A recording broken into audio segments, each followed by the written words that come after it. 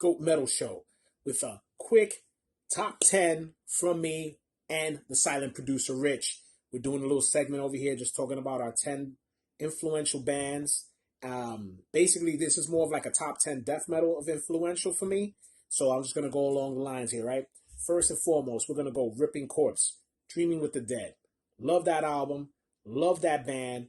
Always said that band was extremely underrated, and I always thought that they should just continue because that was music that nobody was ever going to hear again. I'm telling you, just never going to hear it again.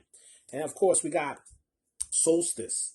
Okay, the first album, which was originally untitled. Okay, then when they remastered it and re-released it, the album was actually called The Sentencing.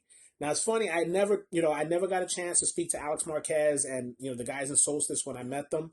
I next time I do, I'm gonna try to talk to them about that and see how we could figure that part out. Why it was it was self-titled in the beginning, then they named the album The Sentencing. All right, then of course we got the ultimate classic, Entomb, Left Hand Path. I mean, right there, the resurgence of Swedish death metal. It was that album right there, front to back, is just a beautiful album. That is the epitome of death metal. Love that album to death. Love it to death.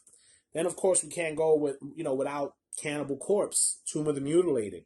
Some people might have other Cannibal Corpse albums, but I think Tomb of the Mutilated was just more. They established themselves with their sound. To me, that album was the focal point of making death metal what it is today, and you got to give it its props. Okay. Then we got Demolition Hammer, Epidemic of Violence. Classic album, can't go wrong with that. Death, Spiritual Healing. There's other Death albums, but I love that one to death. Obituary, Cause of Death. That's their Reign in Blood. Always said that. Morbid Angel, Altars of Madness. First album, greatness. Then, of course, we got my last two. Malevolent Creation, Retribution. Greatest death metal album ever recorded. And then my number one, Deicide, Once Upon a Cross. Send it over to Rich. Thanks, Barry. I'm going to talk about 10 influential death metal albums that came out that are some of my favorites.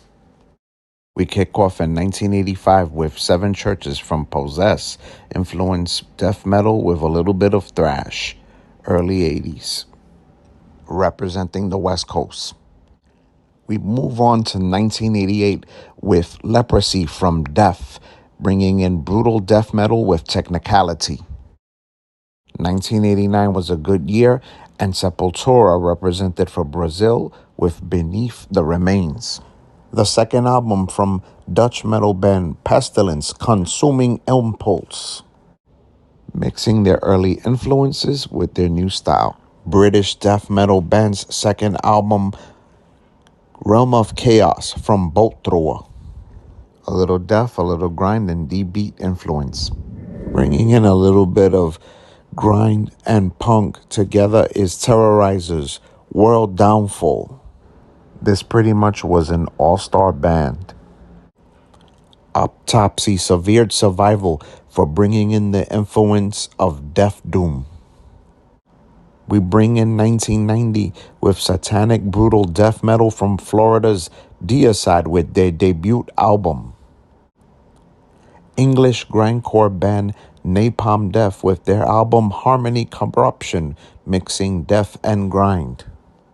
And from Long Island, New York, bringing in brutal death metal in 1991, Effigy of the Forgotten from Suffocation, influencing later slam bands. That GOAT Metal Show encourages you to go out and listen and support all of these bands and this music and keep on pushing it into the future. Don't forget to visit the Sith Lords merch on Facebook for various metal t-shirts. Thanks for tuning in into this episode of That GOAT Metal Show. Please like, subscribe, share, and comment, and let us know what are your favorite death metal albums.